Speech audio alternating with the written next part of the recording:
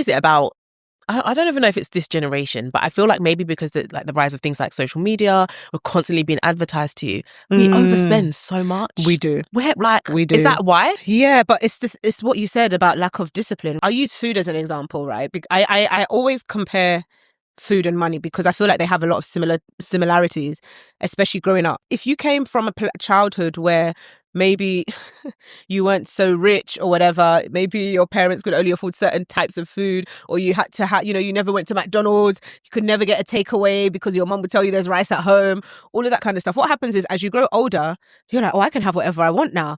And so you overindulge and overcompensate for the little child that wanted to have what their friends couldn't have, right? Ice cream, pizza, whatever. And it's not healthy for you. And it's the same thing with finances, right? Maybe you grew up in a time where your parents also didn't have enough. And so, again, you would ask for things and your mum would tell you, I can't afford that, or I don't, no, we can't have it, or we'll make our own. And you have homemade everything, right? And so as you grow older, you find yourself now, oh, it's just X amount. I know I have a job. I can afford that. And so you just spend. And so there is the advertising and the generation and the consumerism and all of that, but there's also the childhood trauma. There's also the lack of discipline that many people just don't have in many areas, and that it just spills into every area of life.